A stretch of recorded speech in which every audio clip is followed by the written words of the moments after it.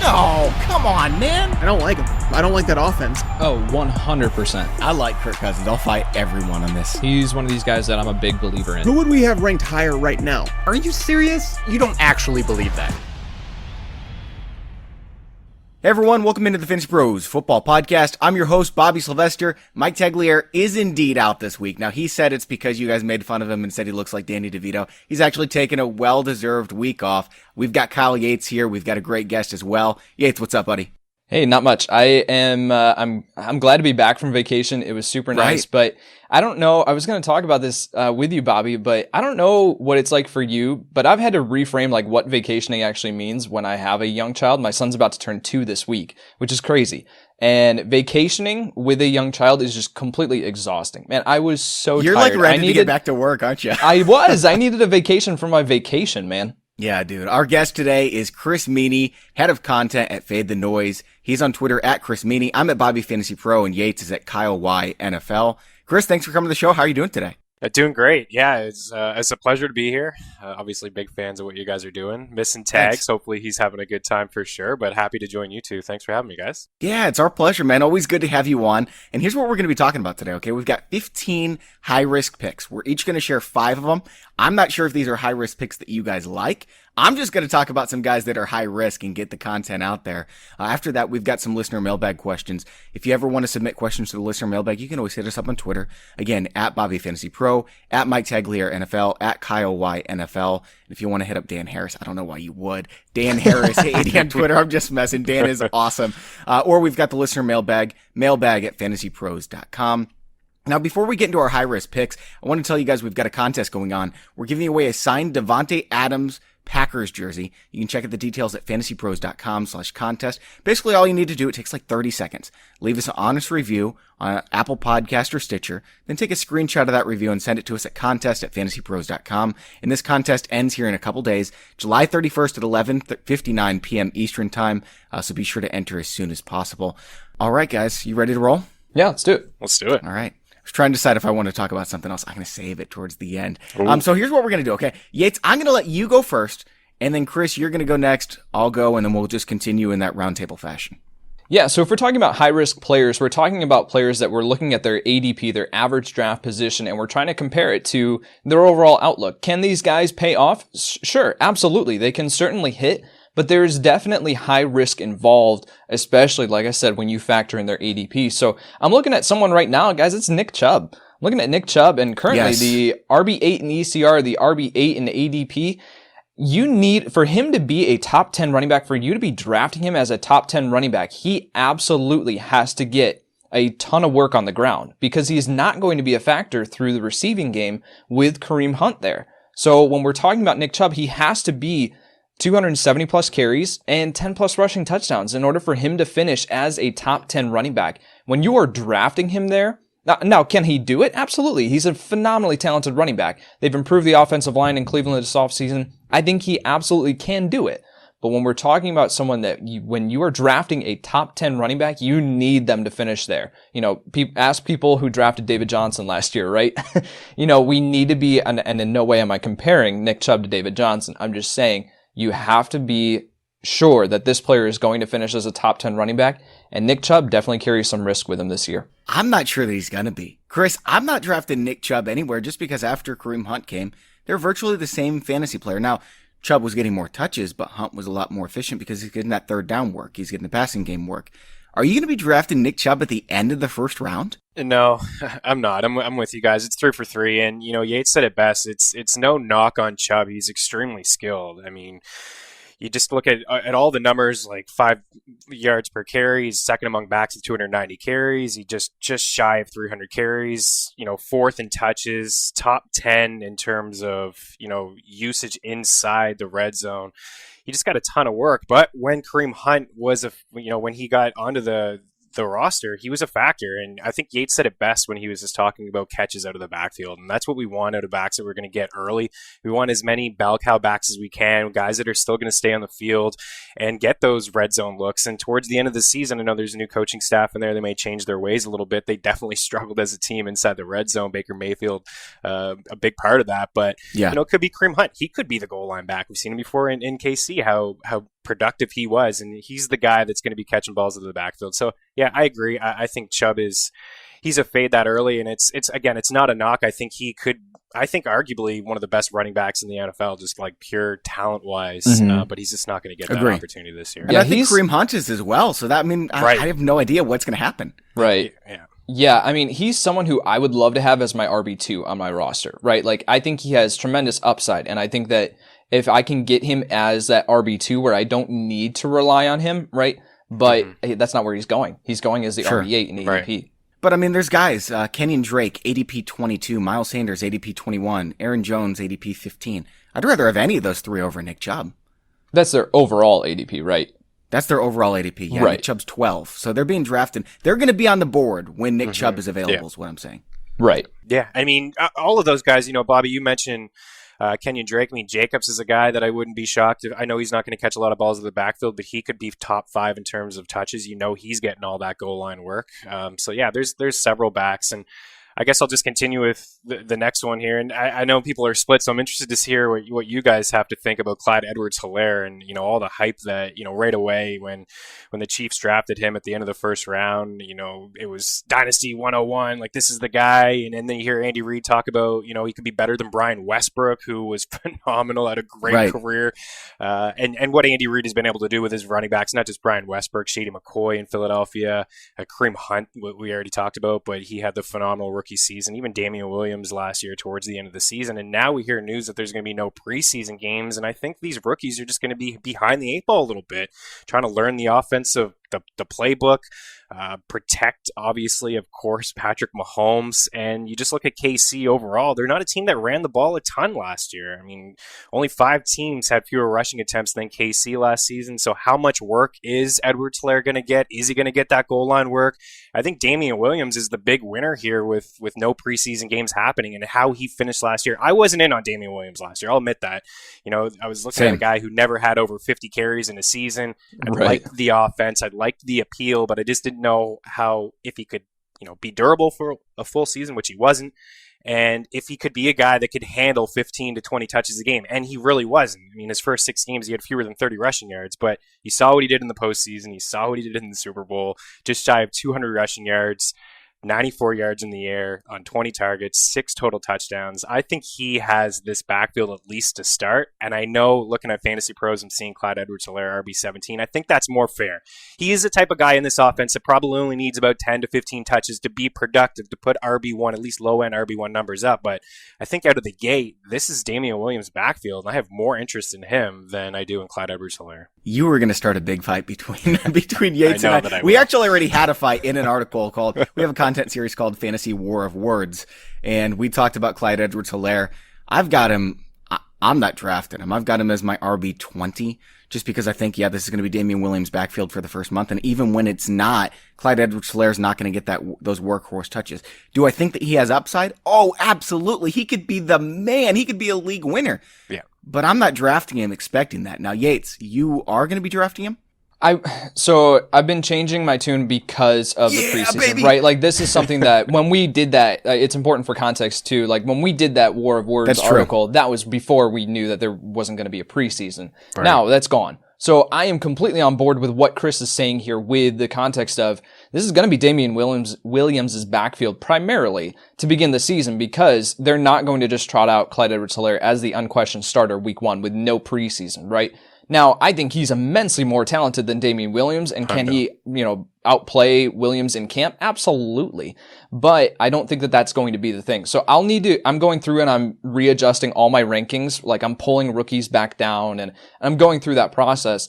The benefit here, though, the other side of it, is that Edwards-Helaire's ADP has been coming down. He was currently at the RB12. So I think and he's now at RB15. So we're starting to see the general public cool on him a little bit. And I think it's because of what Chris said, that there's no preseason. So I think that's the benefit here, where he's not as risky of a pick as he was early on, right? Where we were drafting him as a top, I think he was RB12, like I said. So there's a little bit of a benefit here where if I can get him as my RB2, I'm fine with that. If I can get him as my RB3 in some spots, I'm definitely good with that.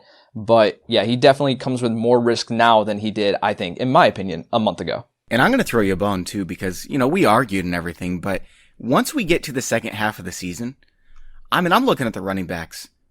I can only find 5 guys that I think are more likely to be the RB1 in the second half than Clyde Edwards-Helaire. Because when you get that much talent in that kind of offense, if he's the head dog, I mean, Christian McCaffrey's obviously above him. Saquon, Zeke, Kamara.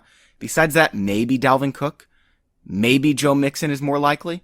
But I think Clyde Edwards-Helaire in that offense is more likely to finish as the RB1 in the final 8 weeks than Cook or Joe Mixon. It's a major boomer bust pick. Yeah, it is. And, if you look at NFC leagues or, the money leagues, I was taking a look before we came on, just drafts from June 1st up until now. So it's a 2-month sample here. And he has the biggest range of outcomes. Like, he's been drafted as early as pick 9 and as late as pick 35. So there is a crazy amount of range here with Clyde Edwards-Helaire. You're either all in and you love the fact that he, like I said before, it could be like Austin Eckler, where he just gets, 8 carries a game, 3 or 4 catches out of that backfield, and he's fine. He's turning out to be a low-end RB1 for you. The upside is absolutely tremendous. And you bring up a good point that now that he's starting to kind of fall down boards, if you can get him around pick 35, pick 36, I think there's tremendous value there. But when he was drafted early on, doing drafts myself, this is a guy that was taken in the first round, early second. It's just it's just a little bit too much risk there. Here's my first risky pick. This is somebody that could win you your league. And if you draft him in the second or third round, there's a decent chance that you are going to completely regret it because rushing quarterbacks, especially slender ones like Lamar Jackson, just tend to get hurt a lot more often than other quarterbacks. And if that happens, if he's rushing the ball 130 times in a season, if that happens, your team's screwed if you're wasting your second or third round pick. Yeah, I think it's a hard narrative to try, or a hard thing to try to figure out because I don't think we've ever seen a runner at the quarterback position like Lamar Jackson. Like, Never. It's not that he is just out there like embracing contact willingly. Like, there are a few plays where he lowers his shoulder and you just kind of go like, no, don't do that. But then right. He is just outright making people miss, like just completely. Like, go put on Lamar Jackson juke highlights on YouTube, and it's just insane. So he avoids contact better than I think any other quarterback that we've seen, especially one that rushes as much as he did. Guys, 147 attempts in 2018, and then 176 rushing attempts last season. That's just absurd.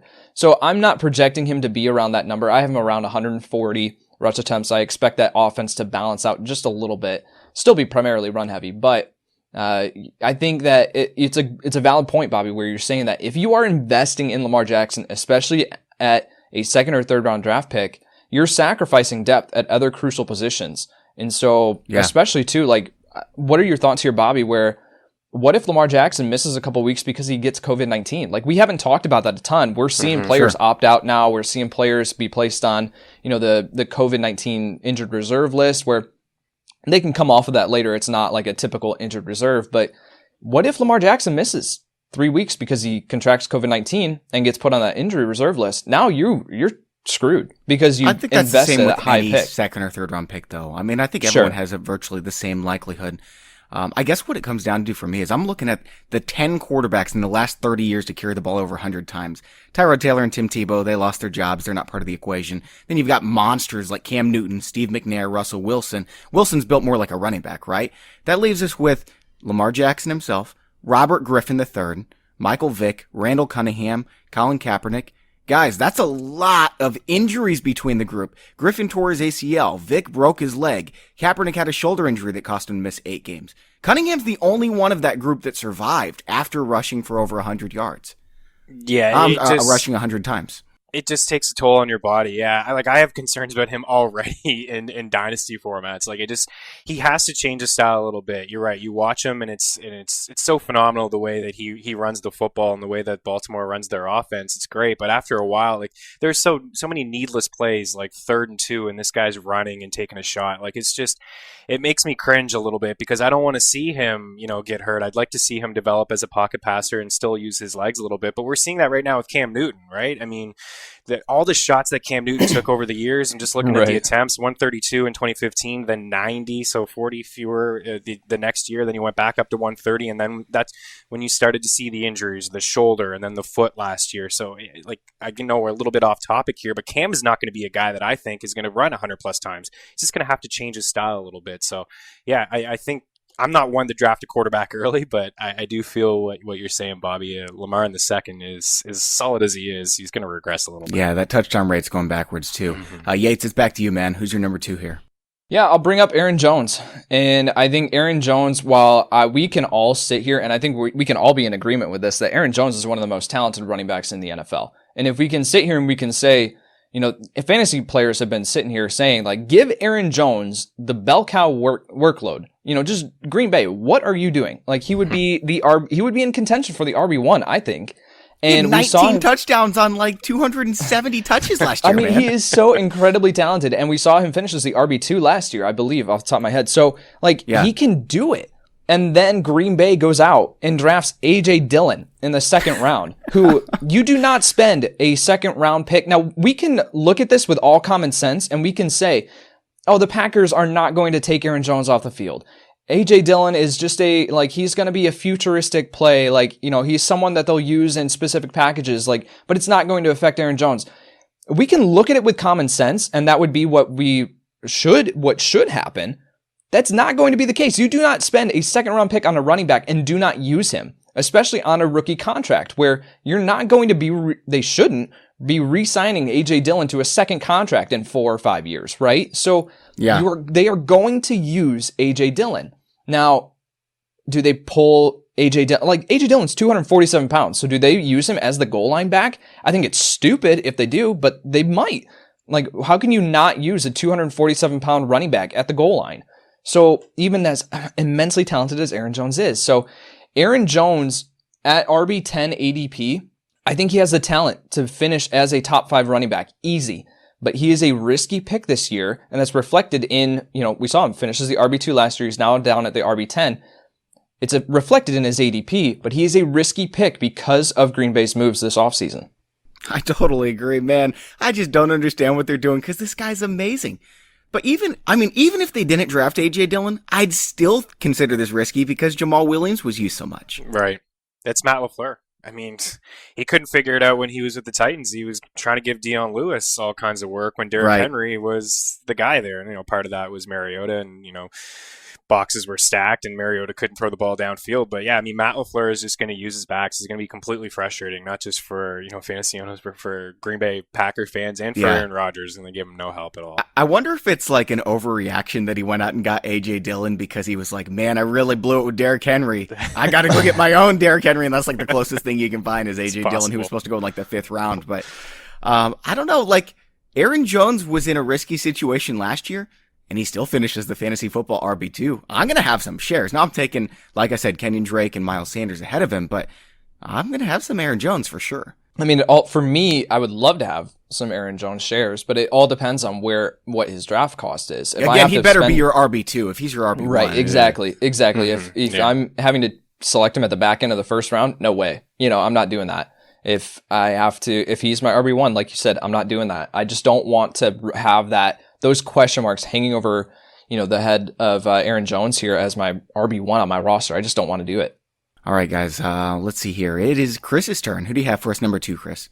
All right, I've been labeled the Darius Geis hater, and I don't like that because yes, Chris, yes, we all are. Join the party, baby. Okay, I've done anyone who's followed my work. I've done some shows with Jake Seeley, and he just can't handle when I go off about Geis, and it's not the skill set. It is not I think he's very talented, but it's just unfortunately we have to say this. He just seems a little fragile. He's only played 5 games in 2 years.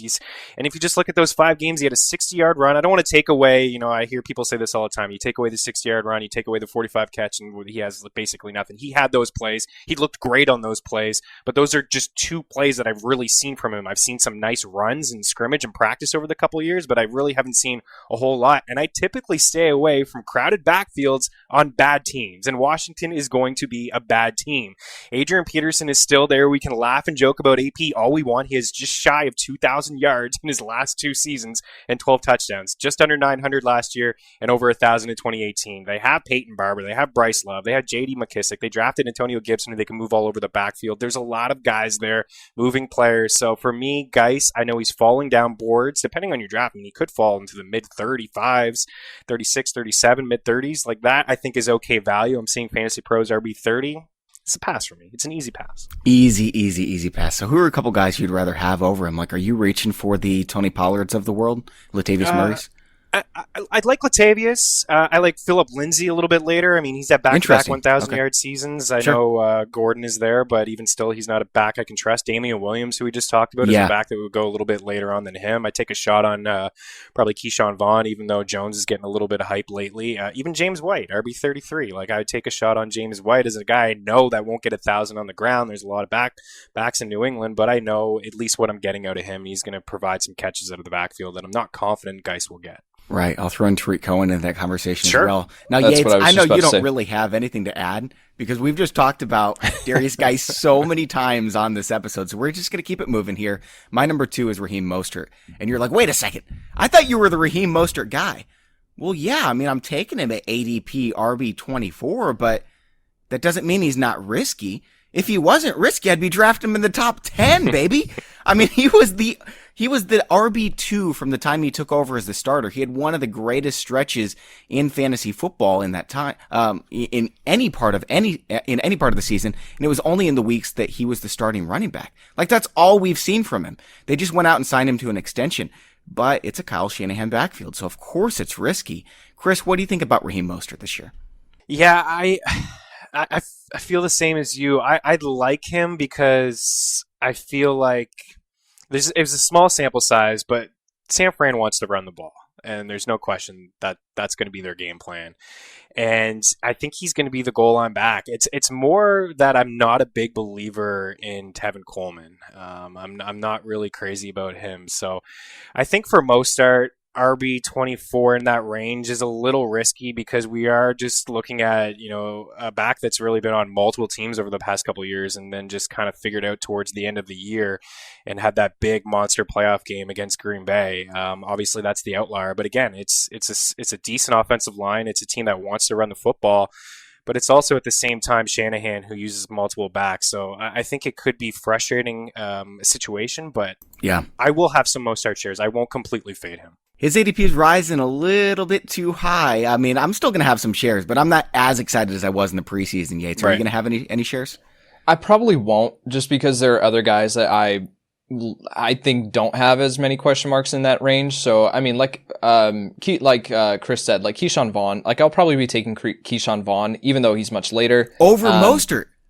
I might. I think it depends on the draft cost at that point. But Keyshawn Vaughn is a very similar argument to what we said earlier, where with Clyde Edwards-Helaire, I don't think he's going to be the starter at the beginning of the season. I think Ronald Jones is going to be the guy, and then they'll work in Keyshawn Vaughn eventually. So, but yeah, I think there are some other guys that I would rather have other than Mostert. So I probably won't have any shares. Yeah, I mean, obviously, if Mostert and Montgomery are starting the board, we know who you're going with. Now I'm going with Mostert. Chris, what about you? Are you going Montgomery or Raheem Mostert? Yeah, but I'm a big Montgomery guy. It's unfortunate to say, I don't want to take too much stock into last year and Nagy just not figuring it out towards the end of the season, but I would take Montgomery because I just feel like at least he's going to have more touches. Well, you two dorks, he is going to have more touches, but you two dorks are wrong. Let's keep it moving. Yates, who do you have at number 3? I am going to go to the, it's actually funny. Chris and I apparently are just using each other's rankings. Like, it's actually kind of crazy. I'm going to bring up quarterback here. I will not have any Daniel Jones this year. And I think there are a lot of people that are excited for his, potential breakout. And if you look at like a receiving core, man, he's got it made in the shade. Like he's got really good wide receivers around him. He's got Evan Ingram, who's a talented tight end. And then of course, Saquon Barkley out of the backfield. But if we are talking about Daniel Jones in the consideration of a streaming quarterback, right? Because he's going outside the top 12 quarterbacks. I just saw he's number 14. What in the world? Yeah, I've seen him get drafted as high as 10. Yeah, so he's in that borderline. You're drafting him to be a starter or a streamer. On, people. Here's the reason why I will not have any Daniel Jones. Week 1, Pittsburgh. Yep. Yeah. Incredible defense. Week 2, Chicago. Incredible defense. Week 3, San Francisco. Incredible defense. Week 4, Rams. Okay, their secondary is pretty good. They got a decent pass rush. Yeah. Week 5, Dallas. Really good defense. Week 6, Washington. Much improved defense. Week 7, Philadelphia. Incredible defense with the defensive line, and then now you add Darius Slay. Yeah. Tampa Bay. Incredible defense. Week 8. Washington. again, like I said earlier, Philadelphia in week 10, then their bye week. I am not starting Daniel Jones. I'm not recommending Daniel Jones as a starter until week 12 against Cincinnati. And then week 13 he has to go into Seattle, and then obviously you get into the championship, you figure it out, but you're not playing him in Baltimore week 16. So right. I agree. I actually wrote him up FTN as a guy that I don't mind. I feel like he could be Jameis Winston-like in terms of a guy who can turn the ball over a ton. I mean, he had 12 picks, Sure. 18 fumbles, 11 lost in 13 games. Amazing. You mentioned all the weapons. The defense is bad. There's going to be opportunities where he's just chucking. I mean, he had at least three games that were top 3 performances for the week. But at the same time, there's going to be so many frustrating performances. And when I wrote him up at FTN, I said, listen, you don't need to draft this guy as quarterback 10, 12, 13. Pick him up off the waiver wire after week 3. Right. That schedule gets a little bit lighter for him. Yeah, man. I mean, even in a 2 quarterback league, I didn't know you were talking about a single quarterback league when you brought him up, because I'm looking at the rankings right now. Like Brad Evans that you work with, Chris, Loves has him him. QB8, loves him. Oh my There's word. a couple, number 8. Dan Harris has him QB12. He's one of the top. John Paulson, one of the most accurate experts. And then we go all the way down to the end. Bobby Sylvester, QB24. I'm the lowest guy on Daniel Jones. I am shocked. I had no idea he was in the top 20. Yeah, I think I got him in that mid-range too, right around 13. But I understand what Yates is saying there. I think there's certainly, I got him at 14. There is some definite risk there. I do like his weapons, but his weapons also haven't been all that durable. Yeah, which right. we'll get to. Right. I'm And in some good company, by the way, too. There's good, smart people on both sides of the aisle. Andy Barron, Scott Pianowski. There's a lot of smart people down at the bottom and at the top. I have no idea what to do with this. Yeah, I mean, he does carry rushing upside, so that does give him a floor, right? Like, he can move. And so Sure. that does give him at least a little bit of a floor, where I have him at QB 17 right now. And so, but that's also like just going through and kind of just plugging in and without looking at schedule, right? I really don't look at schedule much until we get to this time of the year. And I'll have to come back to it because Chicago just had Eddie Goldman opt out, their nose tackle, which is going to weaken that defense. So then, there's going to be implications here with the opt out deadline that I'll have to go back and reevaluate these defenses again. But I don't look at schedule until around this time. And when I looked at Daniel Jones' schedule, I was like, oh my word, no, I need to adjust this because that's crazy. Mike Tagliere for the record, QB 16, so he's a little lower on Daniel Jones as well. Let's keep moving, Chris. Who do you have as your number 3? So I'll just stick with the Giants then. I was going to mention this guy towards the end, but Evan Ingram is just, again, it's kind of following a theme here that guys we've been talking about. Certainly talented. I mean, his rookie season was unbelievable. He looks like a wideout. He's just a beast, a red zone target. But unfortunately, again, and I don't want to just name injury-prone guys here, but this guy's missed 13 games over the last 2 seasons, and it hasn't just been one recurring issue. It's been 6 different injuries. He's coming off the Lisfranc surgery. I don't even know if he's going to be ready to go off the hop. MCL, hamstring, knee, ankle. These are just injuries that he's had over the past couple seasons. So 6th, 7th round for a tight end. I obviously see the upside. I mean, you only need, when I'm doing my projections for tight ends, and you guys know this, I mean, they're separated by basically a touchdown after you get past the first 3 or 4 guys. Right. I mean, it's just a couple touchdowns, find some work inside the red zone. You can finish as a top 5 tight end every single week. The upside is definitely there, but it's a crowded receiving core. Darius Slay and Golden Tate, Sterling Shepard. You got Saquon catching balls out of the backfield. We just talked about Jones, the inconsistencies there in his game, the tough schedule. So he's just an easy fade for me in that range. I'd rather just take some upside. Usually try to typically get a quarterback inside that range, or if I'm not going to get the Kelsey and Kittles of the world or Andrews, I'm just going to wait it out for a breakout tight end, which was like a Darrell Waller of last season. So Ingram in that range he's just a fade for me. He's just not durable enough. Yates is over there doing fist pumps. He's so This is happy that you're ridiculous, naming man. all This of is his ridiculous. guys. Wow. Evan Ingram's one of mine as well. I'm looking at the rankings for Evan Ingram. Yates, you're at number 16. Tight end 16. That's near the very bottom. Dalton Del Don. Oh, wow. Tight end 15. Bobby Sylvester, tight end 12. Scott Pianowski, tight end 12. There's a lot of guys in the industry who are out on Evan Ingram. Then you've got the complete opposite. Most people have him tight end 6, tight end 7, tight end 8. And you mentioned his extraordinary rookie season. I don't think it was very good. I mean, he had 115 targets and only had 722 yards and 6 scores. The only reason that he had a good fantasy performance that season is because he was getting so much volume because Brandon Marshall was hurt. Odell Beckham was hurt. Sterling Shepard was hurt. Yep. And Evan Ingram was their de facto wide receiver 1. Exactly. He hasn't ever been efficient. He's competing with Saquon Barkley, Golden Tate, Darius Slayton, Sterling Shepard this year. I can't draft Evan Ingram, especially with all the other guys on the board. Hunter Henry, Darren Waller's going at the same time as Evan Ingram. Austin Hooper, Hayden Hurst. Heck, Johnny Smith. We've talked about him before, Yates. ADP 17 for tight ends. I'd rather have him than Evan Ingram. It's ridiculous. Yeah, I think the conversation here, if Evan Ingram was going as like the tight end 12 in ECR and ADP, in those ranges, like I think I would be willing to take the chance because he does have the talent. Like Chris mentioned it, like he is a talented player. Was he efficient in 2017? No, but you can also look at the quarterback that he was throwing to him, and there are extenuating circumstances there, right? We've seen he had a 55.65 catch percentage there in 2017. It bounced up to 70% in 2018, 64% last year. So granted on a much smaller target sample, but so I think if he was going in that range, I would be willing to take the shot, I think, if there weren't these other guys that I liked later on. But he's going as a 6th tight end in ECR and 7th off the board in ADP. Like, there is no way that I'm taking that risk when you factor in, let alone his injury concerns, but then you factor in the fact that this is a very, very crowded receiving core and that these guys are going to take away targets from Evan Ingram. All right, guys, I'm going to say a name that is going to make some people very upset. But I think a lot of people have forgot that Deontay Johnson is very risky. I mean, he wasn't even playing over James Washington at the end of the season. Deontay Johnson, he might be good, but we don't even know if he's going to play, guys. He's ADP wide receiver 44 right now. I mean, Jamison Crowder's going a full round later. Love Crowder. Yeah. I'd much rather Crowder is the number 1 in that offense, and there's no question about it. Yeah. So I don't know. I'm not drafting Deontay Johnson at that ADP, folks.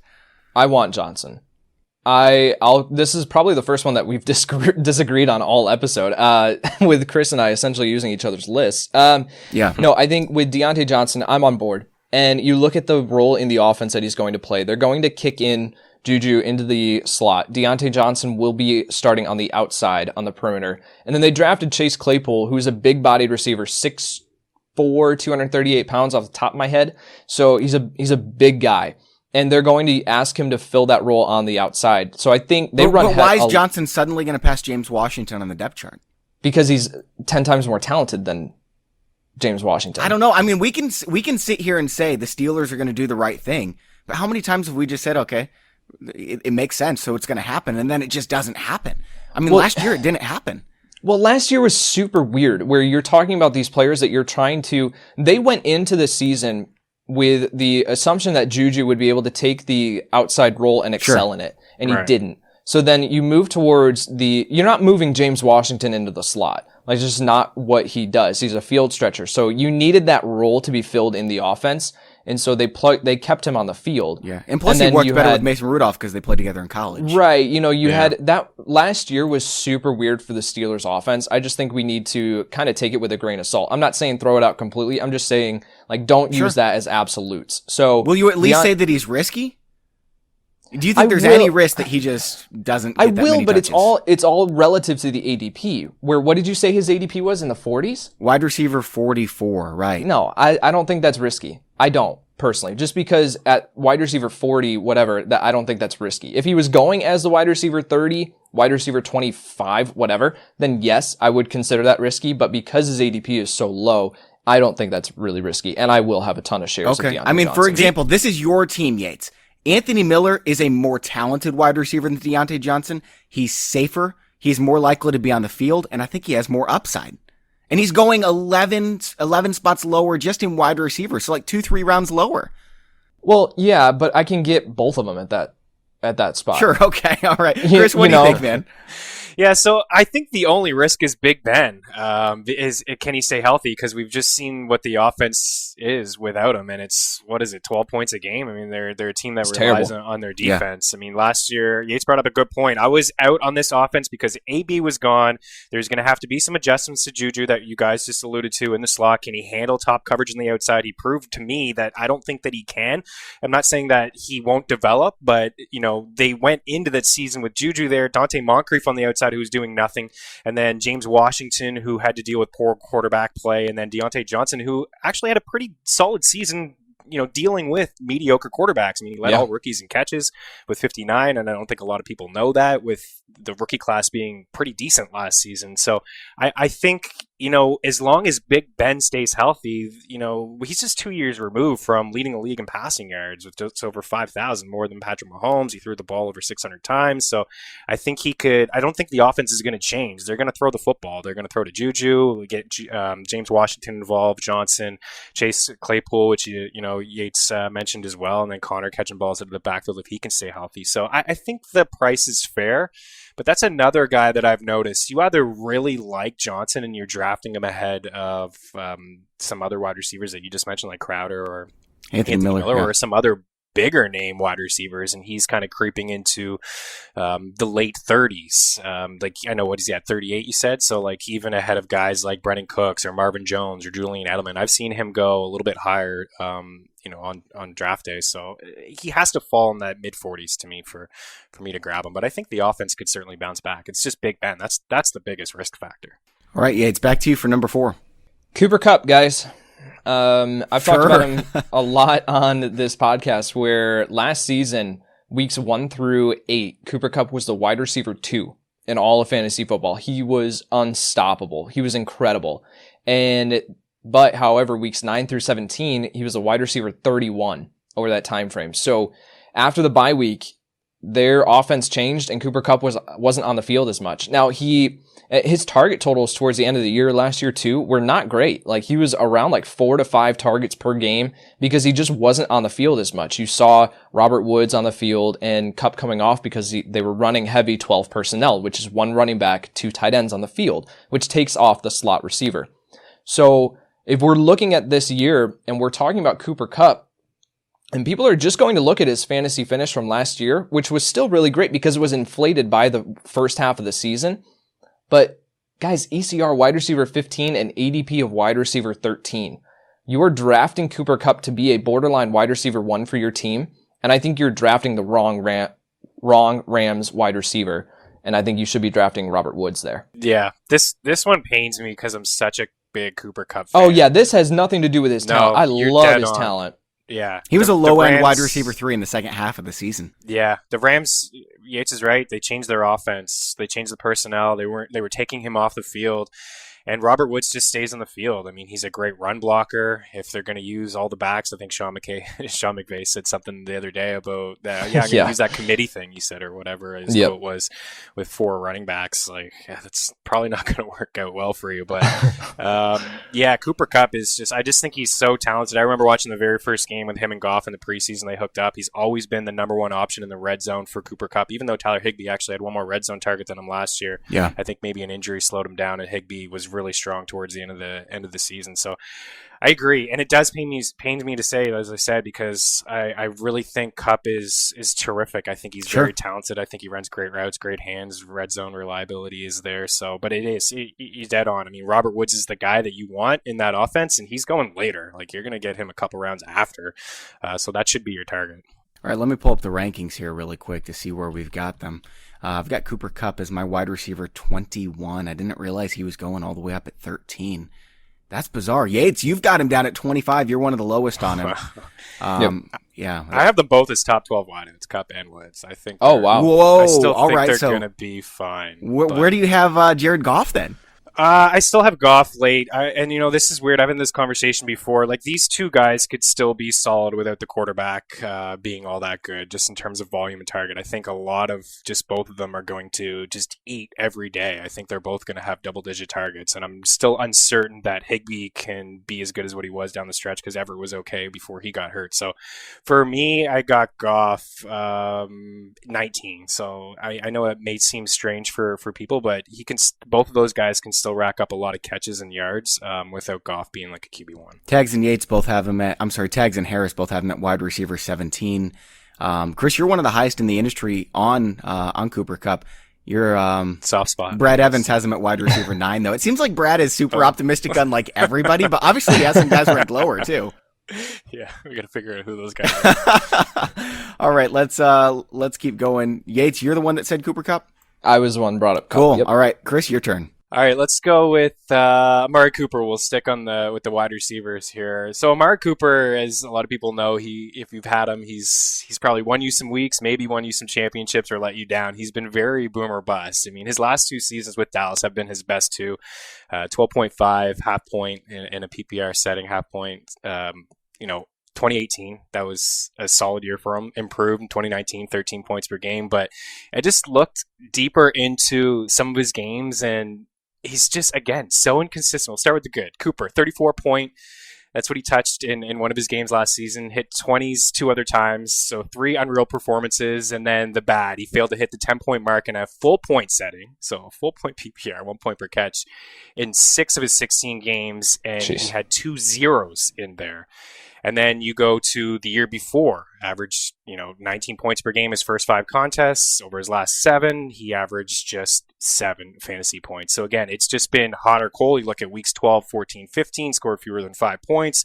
They bring in CeeDee Lamb. You got Blake Jarwin there. There's a lot of bodies. And he's just really, and I don't want to take too much away from what he's done inside the division. It is a weak division, but he is absolutely just ate the Eagles secondary up, and was looking a little bit deeper into some of the games where he has disappeared, and was just looking at those 5 games against Philadelphia. 44 targets, 4 touchdowns.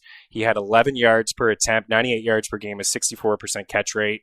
Philly brings in Darius Slay, who Yates brought up earlier. 2 games against Slay, 0 touchdowns, 3 yards per catch, and a 33% catch rate and only 20 yards per game. So it's not just that one game. I know they're only going to play Philly twice, but there's a lot of inconsistencies. He's not used at all in the red zone. You go back to his Raider days in 2016, Crabtree and Seth Roberts combined for 41 red zone targets. Cooper had 13. He had 9 in 2017. He had 11 in 2018. Last year, he was 3rd on the team in Dallas behind Jason Witten and Ezekiel Elliott in red zone targets. He is not a threat at all in the red zone. And again, you bring in CeeDee Lamb, there's just more bodies there for Dak Prescott to throw the football. So as a guy who's going anywhere from wide receiver 11, 12, 13, I just feel like he's an easy, again, I'm saying this word a lot, an easy fade because there's just too many inconsistencies from him. He shows up big and then he disappears. I don't know if I can fade him just because the upside is so great, but at the same time, it's really dang risky, man. He was just as good as Michael Gallup in terms of fantasy points per game last year, and they add CeeDee Lamb. Right. I won't draft him at his ADP, but I'll get some shares.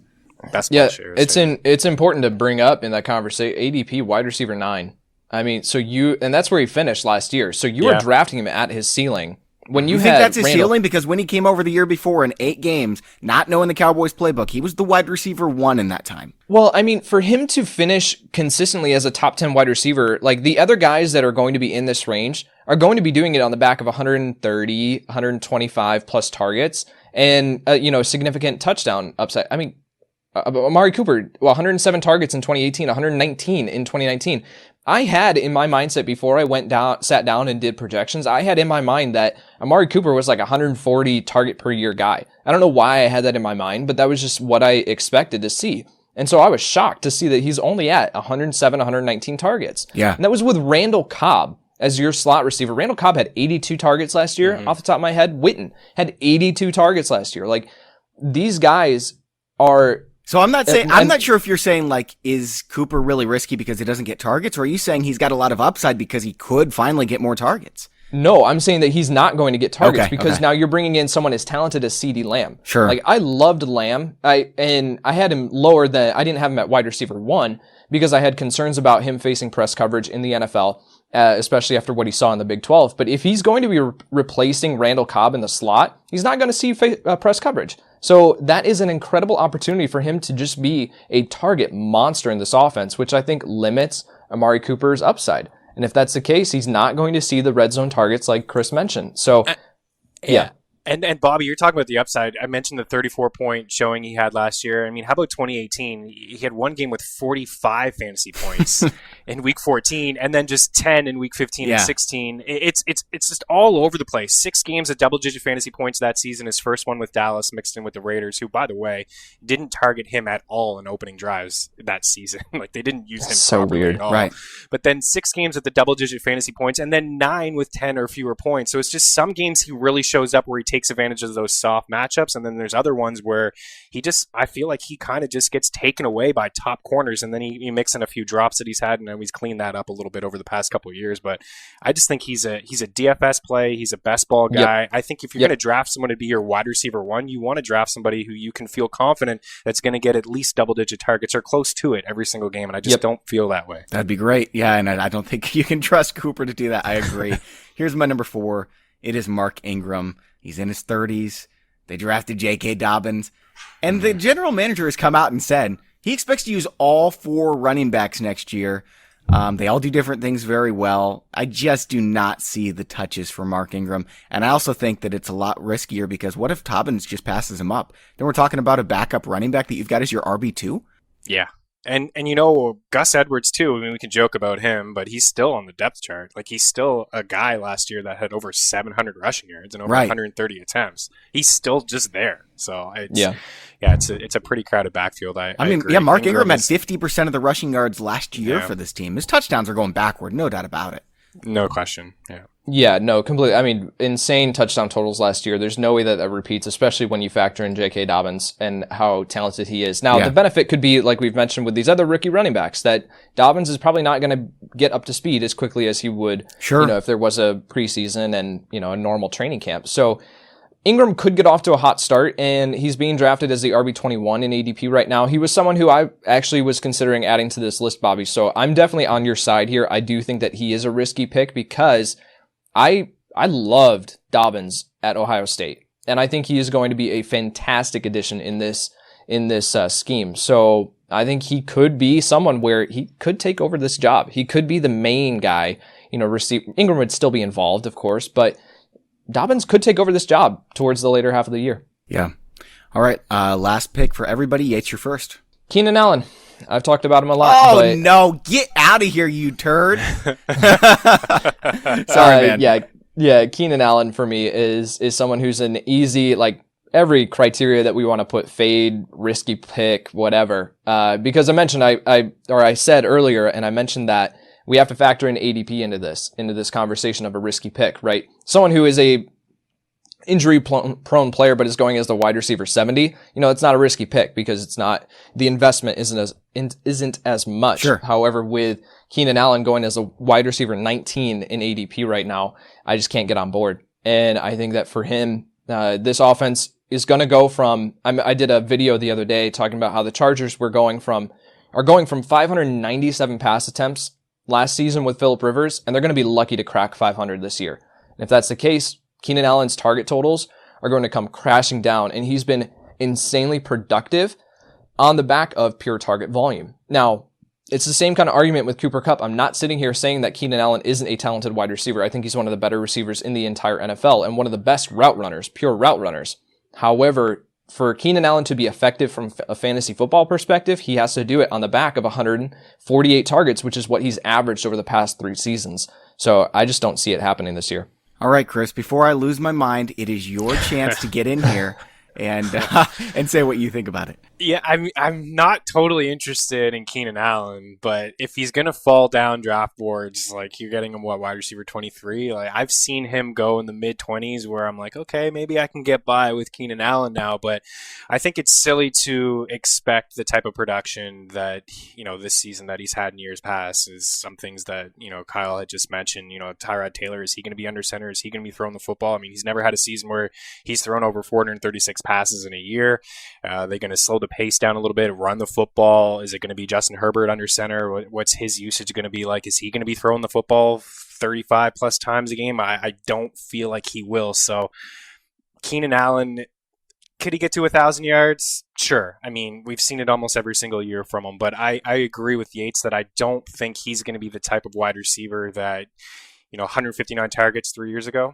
I just don't see that happening, but I do feel like in a full point PPR setting, the catches may be there. I think he could get at least 80, 85 catches, just usage into the slot, just pepper him, but I think I'm just down on this offense. I'm just not excited about it overall. We're getting a wide receiver 22 who just so happens to join Michael Thomas, DeAndre Hopkins, and Julio Jones as the only 4 players over the last 3 years with at least 800 fantasy points. Only 4 wide receivers with at least 800 PPR fantasy points.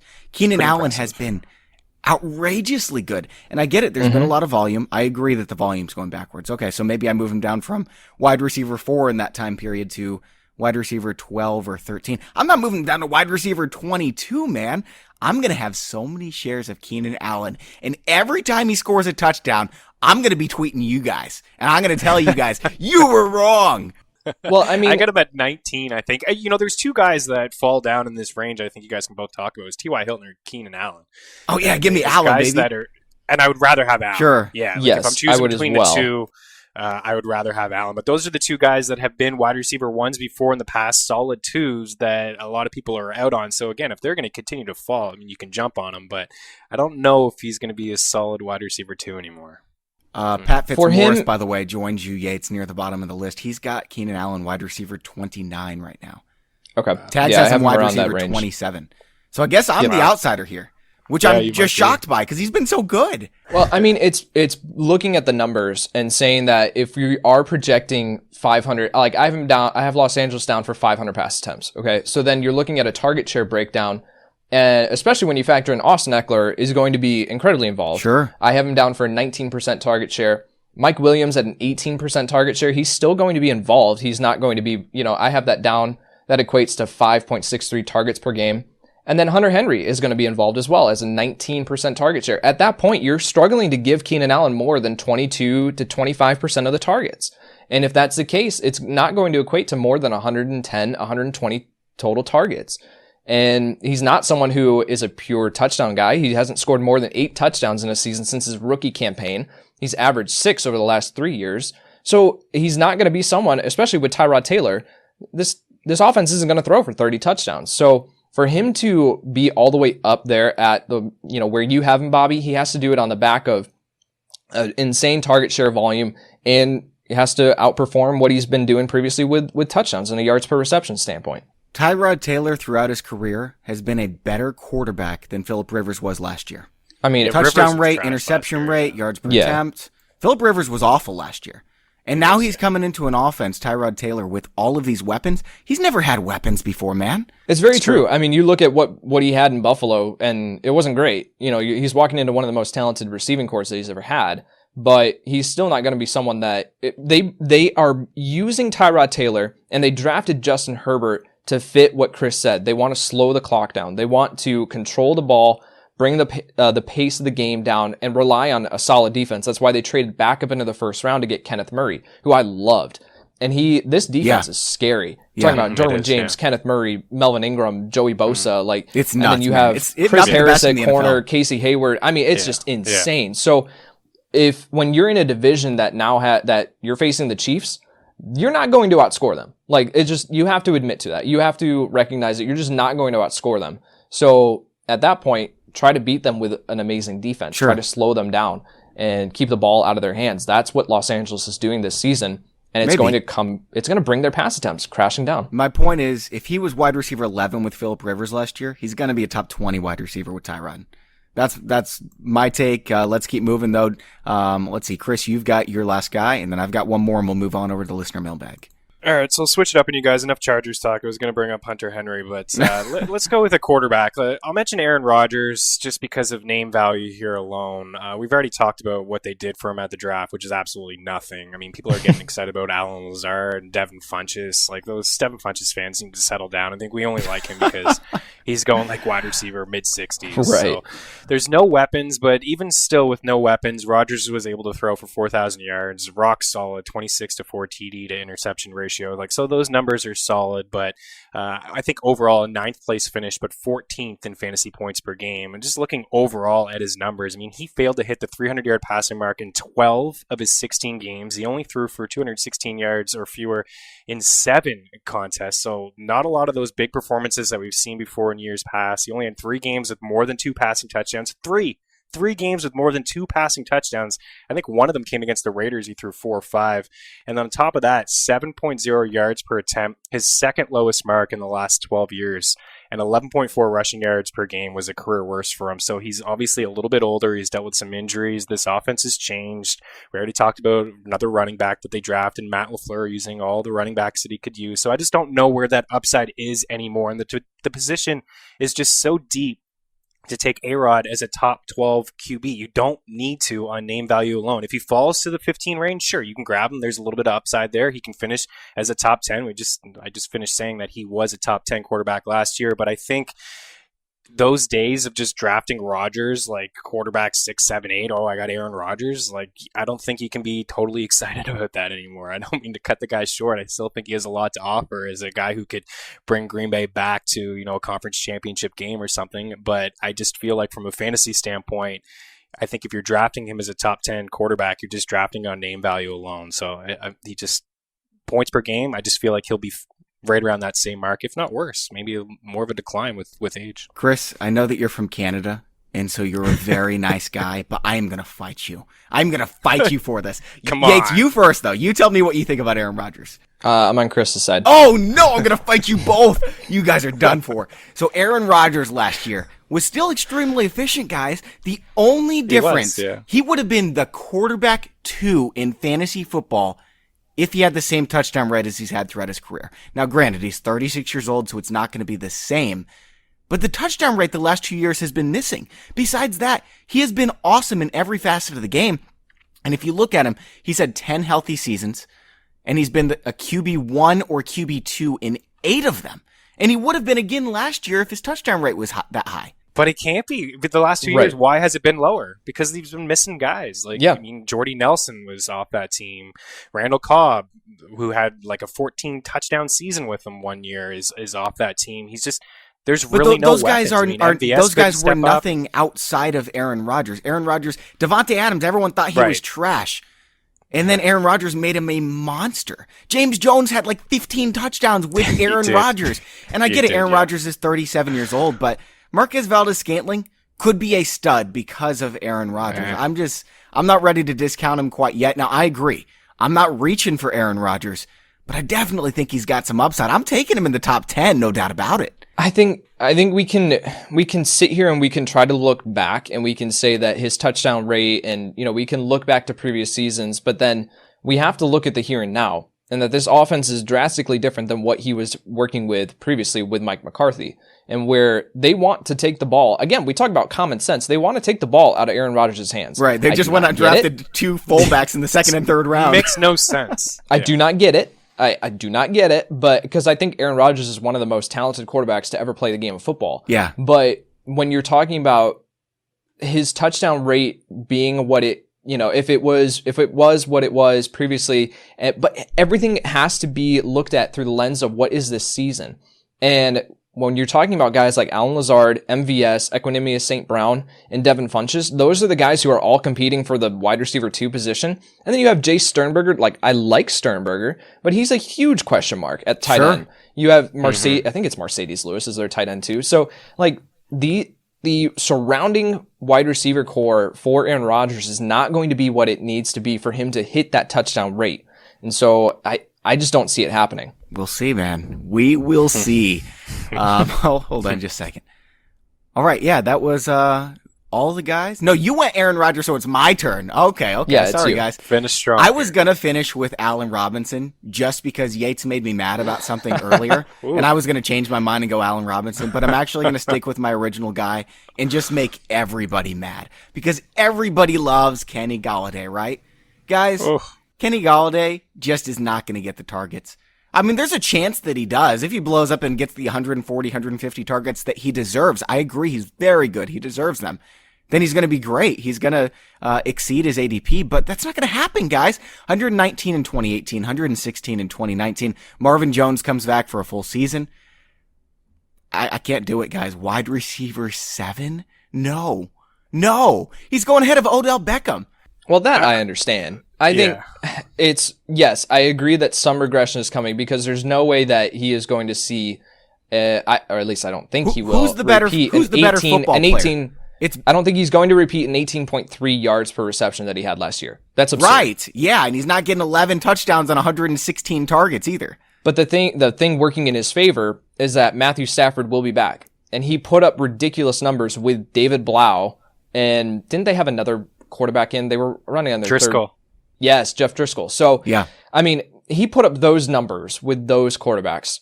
And if he gets Stafford back now, fully healthy, I think the sky's the limit for Golladay.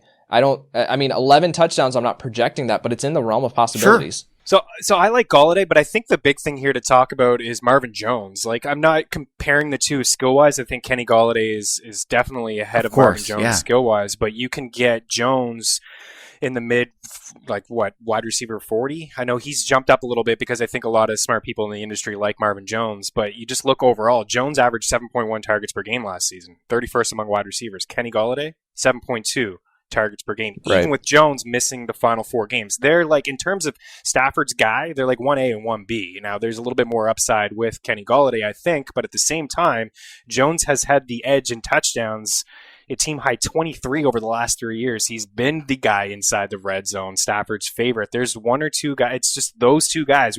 I say we, but I think that TJ Hawkinson is going to be able to take a little bit of a step forward, but there's not a lot of options on Detroit. They want to run the football with Patricia, using all of his backs, but at the same time, this is a team that just lost Slay. They're not going to be good defensively, and if Stafford's healthy, he's going to be throwing the football 40 plus times a game. So I think that both of these guys are fine, but I just like the value with Marvin Jones. Like this, I get more Jones than Kenny Golladay. I'm not ready to say Golladay is going to be a bust, but I think that the value is just terrific with Jones. All right, guys. Hold on just a second. I am looking for the listener mailbag questions. Where in the world are they? I'm losing my mind today. I need tags to be here to just eat up the time when I'm being an idiot. Here we go. I got some listener mailbag questions again. If you want to send them in, it's mailbag@fantasypros.com, or you can hit us up on Twitter @BobbyFantasyPro, @MikeTaglier NFL, @DanHarris80, and @KyleY NFL. This one's from Mike Robert on Twitter. Are there any league settings or adjustments that we should be considering given the potential implications of COVID? My league's already discussing additional IR roster spots. Anything else?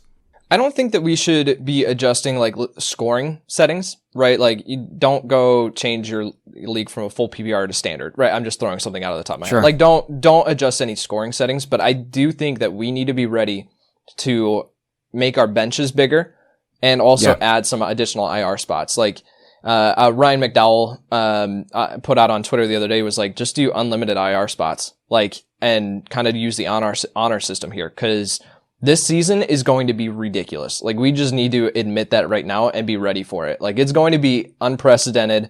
People are going to be inactive on game day, which is why I'll plug this right now.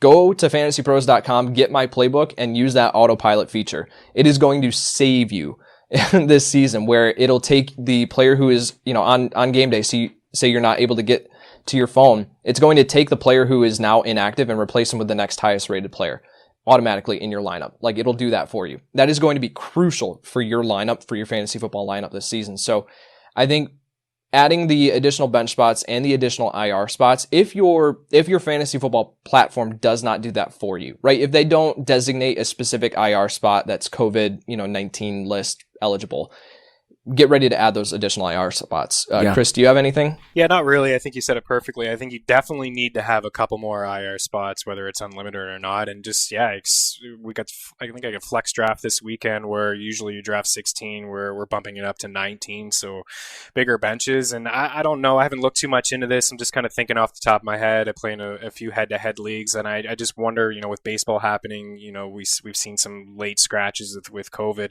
If somebody gets scratched at like a 4 p.m. game or a 4:25 game, or are you going to be able to swap in a bench guy who played at 1? Probably not, but can you give your commissioner, can you guys set up something in your league where the commissioner is able to kind of like a best ball feel where if you don't have a guy play at 4:25 because of COVID or Sunday night or Monday night, maybe you can just take one of your best bench wide receivers as an example, so you don't get a 0 there. And that's going to happen to certain people. I'm not really sure how the COVID is going to go in the NFL in terms of testing. We could see some late scratches, which could really burn some people and could take the fun out of playing fantasy. So I think if you want everyone potentially on the same page, you can give the commissioner, maybe they'll just have to edit manually. Hey, your guy didn't play, you got a 0 at 4. You had Will Fuller on your bench. Yeah, 35 points. Right, Plug him in as an example. I agree with everything you guys said. That makes a lot of sense. Next question's from Chadwick James 20. Who's going to be this year's cheat code similar to Lamar Jackson and Chris Godwin last year? Yates, you're first. The guy that immediately comes to mind is Calvin Ridley. As far as if we're looking for a guy who's going to be Chris Godwin, then it's Calvin Ridley. Another guy would be Robert Woods. We talked about him earlier on the podcast, where Robert Woods, is currently the wide receiver 26 in the ADP consensus. No, he's not. It's way too low. Way too low. And I think that he could be a guy who absolutely outperforms that easily and could finish as a top 12 wide receiver this year easily. So those are two guys that come to my mind. As far as at the quarterback position, there's not someone that jumps out where you're saying a guy is going super late as a direct comparison to Lamar Jackson, but Ryan Tannehill. No, that's not happening. So I think if you're looking like the wide receiver, though, that I'll mention is Calvin Ridley and Robert Woods. All right. Who do you have for us, Chris? Who comes to your mind? Yeah, I like both of those calls. I'll go a little bit deeper. According to FantasyPros, Preston Williams, wide receiver 49, and you got Devontae Parker at wide receiver 24. I'm a big Parker fan, but I think Williams has terrific value. We're talking about Golladay and Jones as maybe 1A, 1B. I think you can put these guys in consideration of 1A, 1B, if not maybe Williams. So it's just Williams, 7.5 targets, 4 catches, 53 yards per game over his first 8 contests. Those were better numbers than what Parker had. A 21% target share for Williams compared to 18 for Parker. Parker really went off when Williams had the injury, and Williams led all rookies in targets. He had 60 over the first 9 weeks of the season. Then he had that injury, but even still, like in that small sample size, he had 10 red zone targets to Parker's team high 14. So I think that, Parker, I think we're just really, or with Williams rather, I think we're just really forgetting that he just disappeared over those last few games, and Parker got a ton of volume. Parker is going to get top coverage. Williams is going to be a player inside the red zone, and it looks like he's ahead of his schedule in terms of recovery for a torn ACL. So Miami improved, they improved the offensive line. They got some players on defense. They really spent some money. I don't think they're going to be as bad as years past, but I think Williams could be a target monster. I don't think he's going to Chris Godwin, 1,400 yards, just shy of it. It's probably not going to happen, but 70 plus catches, 900 yards, I think is very doable. He was better than Parker while they were both on the field last year, and Parker was amazing afterward. Amazing. Preston Williams is a fantastic young football player. I'm excited about him. Now, what comes to mind for me is, who have these guys been the last couple years? You can think back to James Conner, Alvin Kamara, Kareem Hunt, D'Angelo Williams, Alfred Morris. These guys were all backup running backs to start the season. There was an injury to a key back and a great offense early on. And so it's going to be one of the 4 or 5 guys who are high-end backups. Tony Pollard, Alexander Mattison, Latavius Murray, Chase Edmonds. One of these dudes has a chance to explode. Historically speaking, Absolutely. That's the guy with the best odds. I'll also throw in Johnny Smith. I know Yates and I both absolutely love him, and I think that he's kind of a cheat code. Now, last question here. This one's from David Brown. Superflex half PPR redraft league. Who are you targeting as your second quarterback? We don't talk about Superflex leagues all that often. I want to throw you guys a bone at the end of the draft, though. Yates, who do you like? The question is, what round are you targeting? Oh, I'm sorry. What round? Sure. Okay, cool. I just wanted to check. So give me a name, as too, kind of, by the way. One that you would target. Sure. So as a rule of thumb, I like to walk in a Superflex draft. I like to walk out of within the first 4 rounds. I like to walk out with 2 QBs. So because I value quarterbacks highly in Superflex leagues, because if one of your quarterbacks goes down, you're kind of up a creek without a paddle. So I really, really like to have quarterbacks on my bench. And so I will, if that's taking one in the first round and then doubling back with the one in the fourth round, where you're looking at someone like, you get Kyler Murray, Deshaun Watson in the first round, whatever. And then in the fourth round, you're coming back and you're getting Gardner Minshew, Derek Carr. I don't know. It all depends on what quarterbacks have gone off the board before that. Sure. I mean, maybe Daniel Jones is still there. I don't know. But those kind of guys where I like to walk out of the first 4 rounds with 2 quarterbacks. First 4 rounds, okay. I kind of the same way, 4 or 5 rounds. I'd like to definitely get one in the first 2 rounds with somebody I think is going to be a top 5 quarterback, and then I'll probably, again, target maybe round 3 or round 4, and then in that range, you are looking at potentially, if I can get a Carson Wentz as my second quarterback, a Baker Mayfield, Matthew Stafford, a Tom Brady, in around that range, and then I'll get a third one probably, because they're going to fly off the board, and I'm telling you, you're not going to be successful if you have 2. Yep. It may feel a little weird to draft 4, but injuries are going to happen. We got COVID to talk about. There's nothing worse than only being able to play one quarterback when you're going up against somebody who has 2 strong options. So, yep. And then I'll look again to a little bit later on with somebody with some upside. Yates mentioned Carr. I think Minshew is right. A terrific value this year. Is a Jacksonville team that's going to be throwing the football a ton, coming from behind. Minshew finished 5th in carries per game, 5th in rushing yards, 11th in red zone rushing attempts. So he has that going for him as well. And then another guy that I like actually, and I'm probably alone here, is Drew Lock. I just like all the weapons that they brought in Denver. And for Drew Lock, and it was a very small sample size, but a 63% completion rate in his rookie season was better than Carson Wentz, was better than Deshaun Watson. He did that without Emmanuel Sanders. They were really only throwing the football to Courtland Sutton and Noah Fant. So they bring in Jerry Jeudy, KJ Hamler. They got Melvin Gordon, Lindsey catching balls out of the backfield. So there's a few options for Drew Lock, and you're just going to be able to get him towards the very end. Either him or Carr. I think both solid options as like your 4th quarterback. Lots of upside with Lock. Route. Absolutely agree. Minshew's kind of a cheat code with his rushing ability and everything. For me, I don't really know the round, but basically I'm paying attention to when are two of these 3 off the board, or the first time that either Baker Mayfield, Ryan Tannehill, or Joe Burrow comes off the board. I'm taking my guy. I'm taking Tannehill, or I'm taking Burrow, or I'm taking Baker Mayfield. That's who I want as my number 2 quarterback. I prefer someone like Carson Wentz, Aaron Rodgers as my number 1, maybe Dak, depending on how late I can get him, second round. That'd be awesome. Mm-hmm. For number 3, I want something like Tyrod and Herbert, or Ryan Fitzpatrick and Tua. That way I can guarantee that I've got myself a 3rd quarterback. So, guys, call. That's all for today's show. Chris, really appreciate you taking the time to come on. Yeah, and thanks for having me. Always a pleasure. Follow both of your guys' work, and hopefully we can chat again soon. Thanks for listening. Give Chris a follow on Twitter, guys. He's at Chris Meaney. I'm at Bobby Fantasy Pro. And Yates is at Kyle Y NFL. And don't forget to sign up for our signed Devontae Adams Packers jersey. You can check out the details for this contest at fantasypros.com/contest. And all you need to do is head on over to Apple Podcast or Stitcher, leave us an honest review, take a screenshot of that, and send it to us at contest@fantasypros.com. For Chris Meaney and Kyle Yates, I'm Bobby Sylvester. Thanks for listening, and enjoy your football. Thanks for watching. While you're here, make sure to subscribe to the Fantasy Pros YouTube channel. That way you don't miss out on free content that's going to help you make the best possible decisions for your fantasy team and give you an edge over your opponents.